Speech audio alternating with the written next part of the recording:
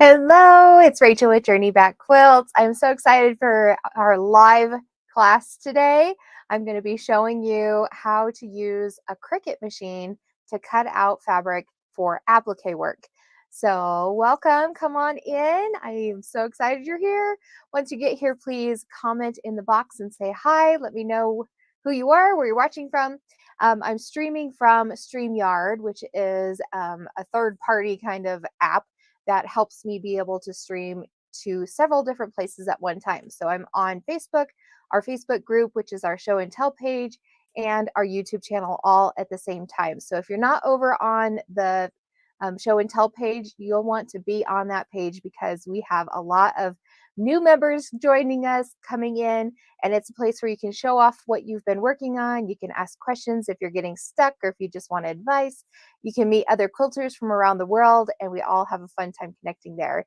So hello, hi Kay, hi Kendra, thanks so much for joining today. So like I said, we're going to be doing I'm going to be making some applique pieces with my Cricut today. So I'm going to show you how I do that, and hopefully everything works correctly, right? But a quick announcement, our free virtual guild meeting is this Thursday night, and here is the link in the comment box so you guys can go over there to sign up if you haven't already.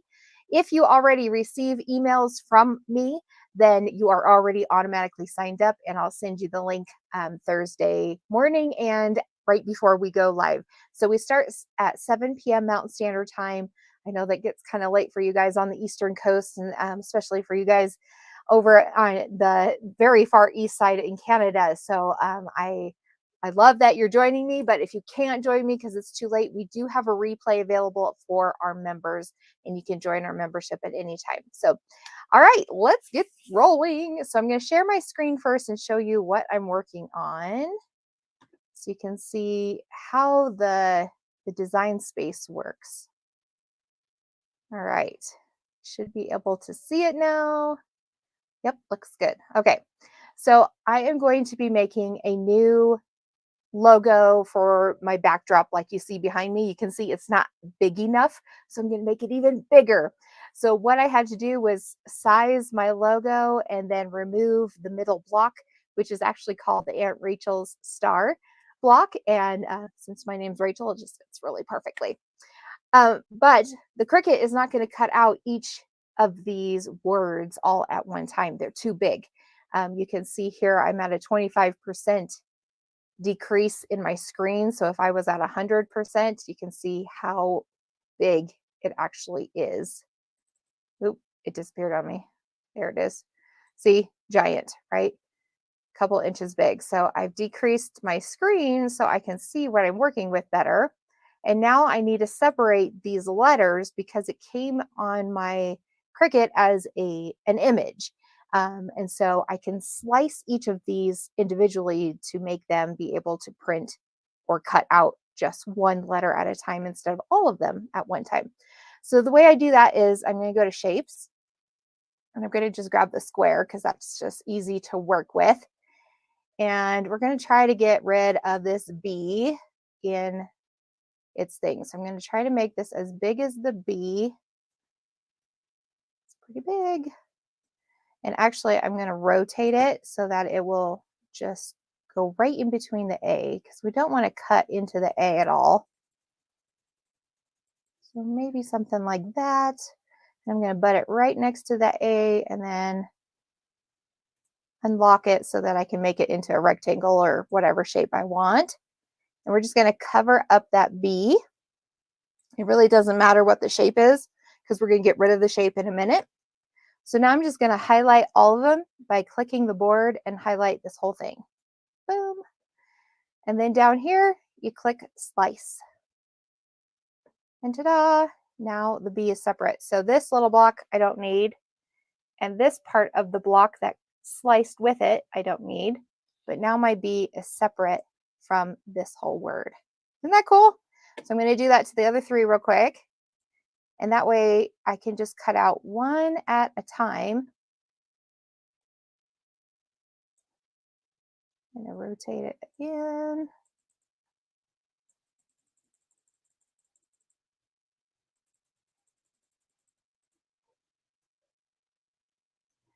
It's hard when they're so close together.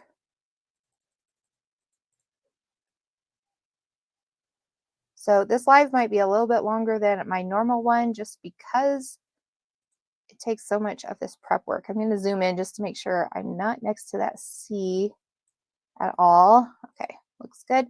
So I'm just going to highlight that section, press slice, and there is my A. Okay, so I can delete these. We're going to do it one more time to this C. Come on.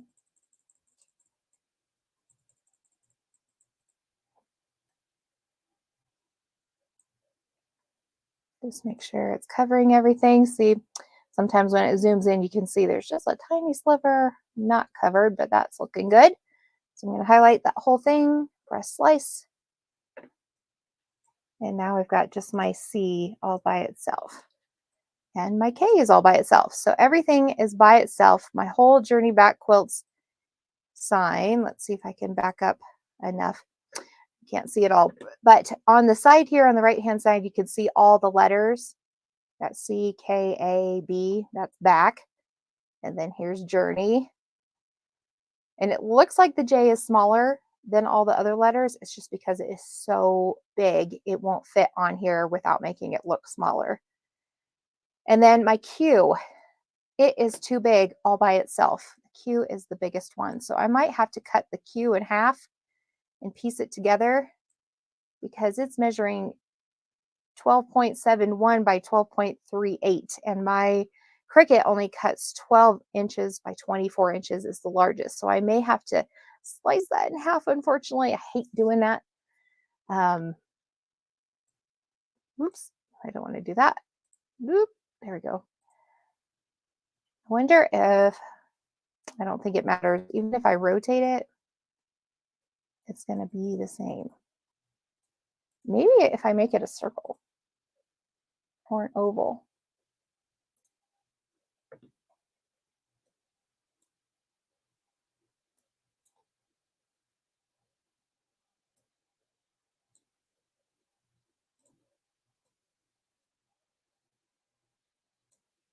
If it's an oval instead of a square or a circle, maybe it'll show that it's a different size.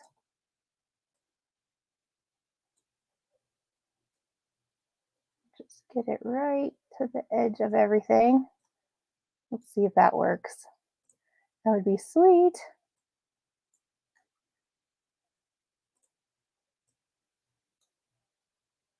.24 by 12.6. Ugh, so close.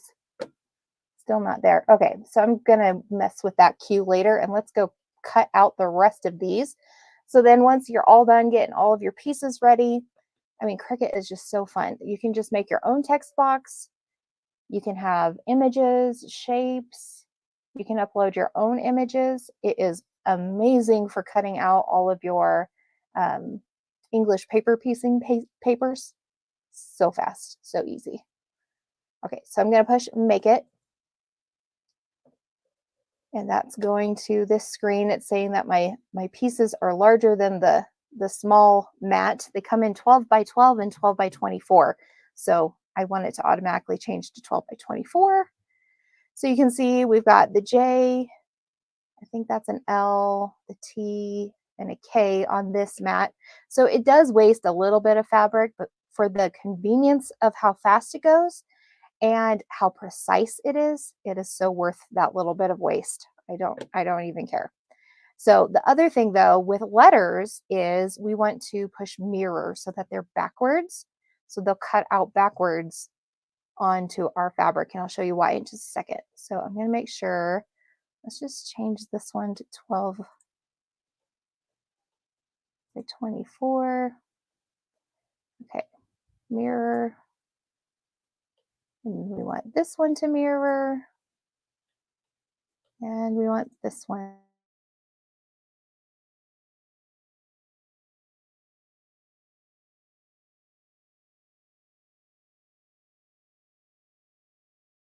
Change your letters if you want to, the red line is kind of that border point so that you don't go past that, just in case your fabric wrinkles up or whatever. And of course you can cut this out for paper too. Anything is super, super easy. Okay, so I'm going to click continue and make sure the Cricut is on.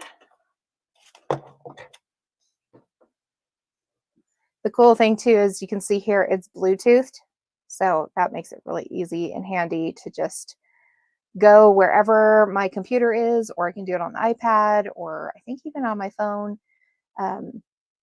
So it just makes it super handy. So I'm going to click heavy fabrics because I wanted to cut really well. I don't want there to be any little tiny pieces that didn't get cut that I have to go in and trim. I just want it to cut cleanly. So I just click heavy because we have a little bit of, it's not just cotton fabric. I'm going to have the Heat and Bond Light on there as well.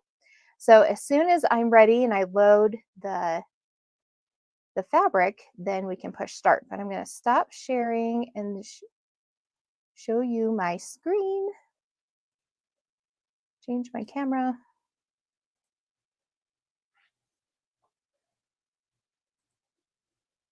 Awesome. Okay, here we go. So I've got my fabric cut to 12 by 24. And then I also have some Heat and Bond light cut to 12 by 24. So this stuff is really handy. It's a double-sided adhesive, and it has a paper backing on one side and the other side is the adhesive. So you can iron it on the paper side, and then you can peel the paper off to be able to iron your fabric to your quilt. It makes it so fast and easy, especially for raw edge applique. So the only thing is, it is really, really sticky. So you do not want to get this on your iron or your ironing board if at all possible, unless you want to change out your ironing board cover. Sometimes I'll put just an old towel down to help protect my ironing board. I'm just going to be real careful with this. Okay, and you just iron it on the paper side. Of course, you're going to put this on the wrong side of your fabric.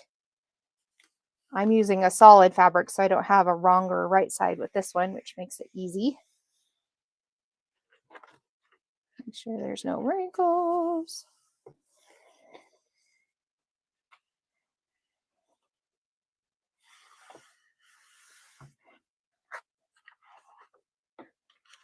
And I'm just making sure I'm not ironing it on my board because I must have cut it a little crooked because it's not hitting all those points, which is just fine. It's still going to work just fine. But so that I can see where the sticky is, I'm going to flip it over and just be very careful not to hit that sticky with my iron, but get it all ironed down on there. Make sure you guys are seeing what I'm seeing.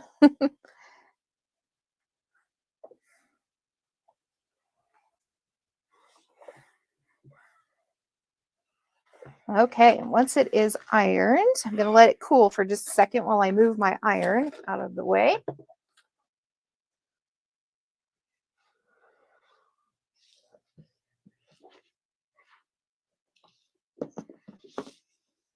Okay, so they do make mats that are made for fabric, but I don't have any currently. So I've tried it with the standard grip and also the heavy grip, and it works just fine. The light grip, not as much. The light grip's great for paper and things like that. So they come with a protective seal on them just to help keep dust and lint and hair and stuff off of them. And then I'm going to put it down. Actually, I'm going to turn it around just because that other side is where it got a little bit crooked.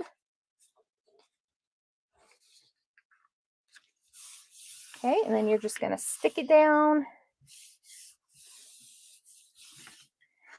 And I like to use this Lori Holt seam roller to help press it down. So I'll just start with one end and get it really stuck on there. So I'll even lift this up and just kind of work my way through the whole thing.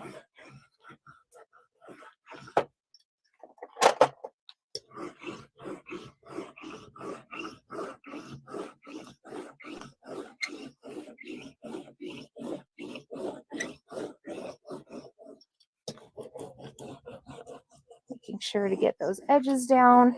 That way it's less likely to peel up on me while the Cricut is cutting it, because that can make a mess. Ask me how I know.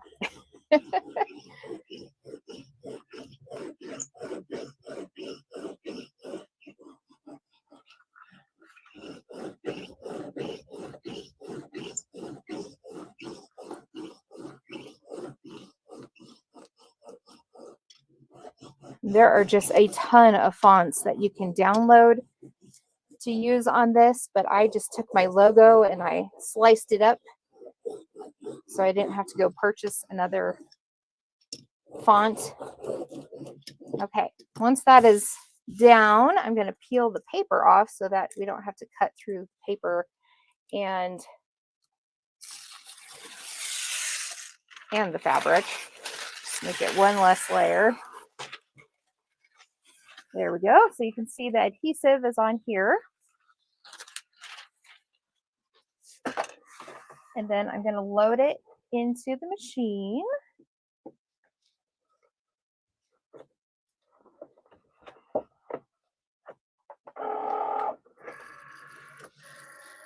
And this machine comes with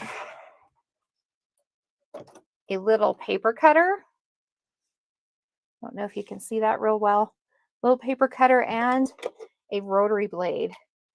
So this little guy is the rotary blade, and that's what we're going to want to use. So I'm going to load that in there. Okay, so it's all ready. And then all I have to do is press go. Okay, so we're going to press the C button, which is go, and it's going to scan it.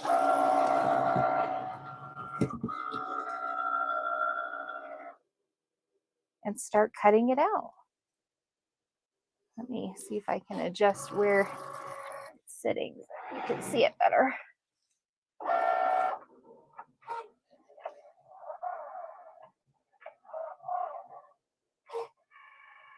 I'm not sure who you are, but it's because it says Facebook user, but your question was, what are you working on? So I am cutting out some applique letters to make a new logo quilt that goes behind me when I'm filming. So I sliced up my logo, and I am having the Cricut cut the letters out for me.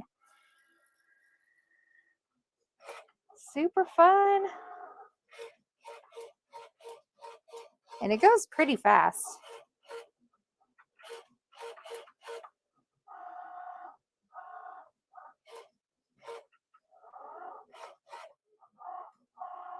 Wonder if I can zoom in if you can see it any better.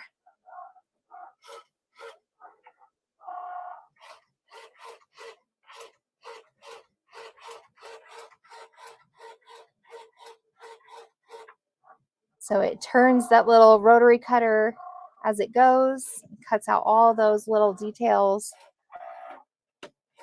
Oh, hi, Lisa.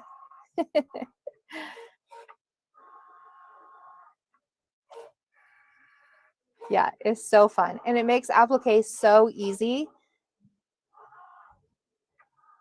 At least raw edge applique. I haven't tried hand turned applique using this method.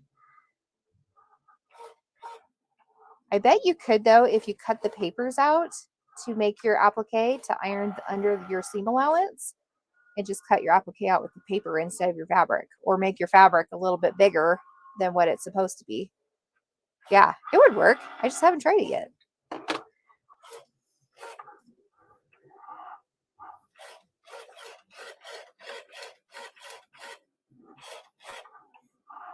So the important thing with the letters, like I said, is to make sure that they were turned on mirror so that they're backwards, because this sticky side is the one we're going to put down on the quilt. So we want the other side to be the right side up. And if we didn't print them mirror, they would be backwards when we put them down.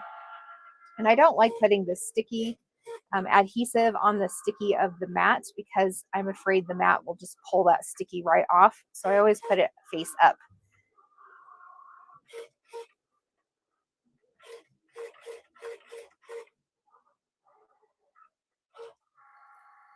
Okay, it says it's 65% done cutting this one.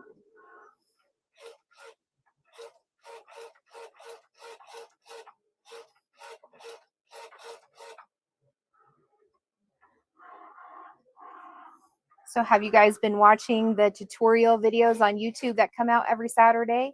We've been making half square triangles every kind of way you can imagine. So we've gone through lesson 1 was 1 at a time, and lesson 2 was 2 at a time. Lesson 3 was 4 at a time. Lesson 4 was 8 at a time. And this weekend is going to be 16 at a time. Then the following weeks, we'll be making blocks out of those half square triangles and finishing with the Aunt Rachel's quilt star, which is my logo and my name. So it'll be really fun to show you guys how to make that.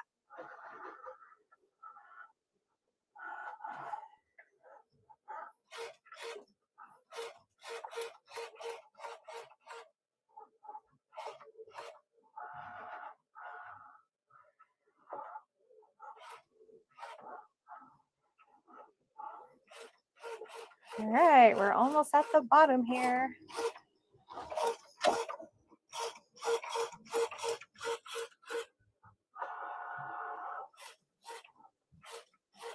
Definitely have to have enough room on the table for the mat to be able to slide backwards. It's hitting my wall right now, but it's kind of sliding up the wall, so I think it's going to be okay. Is it done? It's all done. Awesome. Okay, let me back you up again so you can see what's next. My remote doesn't just smoothly zoom in and out. It's annoying. It just has to go clunk, clunk, clunk. Okay, so I'm going to push this button and it's going to let go of the thing, which is really nice that it hangs onto it until you're ready, so it's not just spitting it out onto the floor. I'm going to move this out of the way for a second. Okay. So now when we peel up the fabric, you can see all the letters. Oh my goodness, they're humongous. So see here, it kind of didn't cut all the way through my fabric. So that's why I like to put it on heavy, because if it was on just light, I'd have those everywhere where I'd have to trim. So this process, taking off all of the excess, is called weeding. Isn't that funny? Like we're weeding our garden, taking out all the excess. Ta-da! Okay, and then there's a little bit in the middle, which they give you handy dandy tools to help pick those out and pull them out. There we go. And then you can just peel these off, or if they don't peel off nicely, especially if they're teeny tiny, sometimes I've cut out teeny tiny ones, I'll use this little spatula to help dig underneath it to help lift it, to pull it up. That way I don't rip it at all.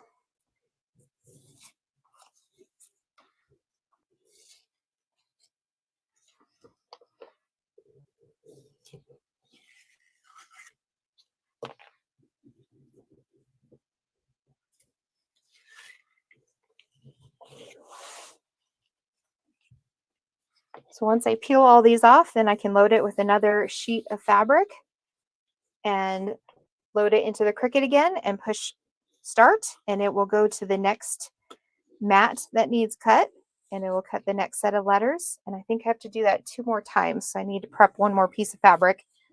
Wasn't sure how many it was going to need. So you can see it did have a little bit of waste, but for how quickly this goes and how precise it is, it's totally worth it. Okay, so let's see, what letters did it give us? There's an R, a C, an N, and it's exactly in my logo's font. So the next challenge is going to be putting them onto the quilt. So I'm hoping to have that all ready by next week so I can show you how I'm going to lay these out to get them exactly where they need to be. But we'll see if I get that far this week or not. But next week is in the studio again. And then the following week, we'll be doing a live fabric sale again. So make sure you put those on your calendar every Tuesday at 2 Mountain Standard Time.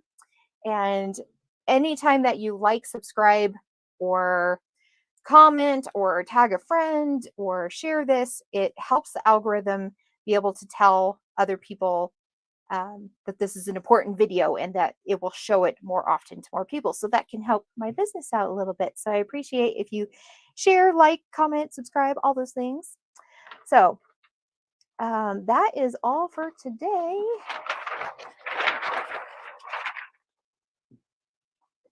We move this over. Oh, here we go. I gotta change my camera view again. There we go. Here I am. Stop sharing. Okay. Awesome. Thanks so much for joining me today. I hope that that was entertaining at the very least. So much fun to be able to put these together. And you can see I did this before in the quilt behind me, but it didn't turn out exactly like I wanted to. I can't even talk. I'm talking too fast. It didn't turn out exactly like I wanted it to. So I'm going to redo it and remake it, which it's just so much fun to do anyway. So I'm totally fine doing that. It was a good practice run with this one, and it's been in so many videos with me. So it's just going to improve from here. And I'm excited to see how it turns out. So awesome. Thanks so much for joining me, you guys. Don't forget, Thursday night is our free virtual guild meeting. And if you haven't subscribed to our email list or RSVP to that, the link is in the comments. So make sure you click there and add your email so we can send you the link to that live virtual guild event. Our theme this month is love, of course, because Valentine's Day is just around the corner. And so I want you to bring either your Valentine's quilts or maybe your red and white quilts or just anything you want to show, maybe something you absolutely loved to make. So it's just a free show and tell kind of group where we get together and we can meet other quilters from around the world. So that starts at 7 p.m. Mountain Standard Time, and I hope that I'll see you there. Have a great week, you guys. Talk to you later.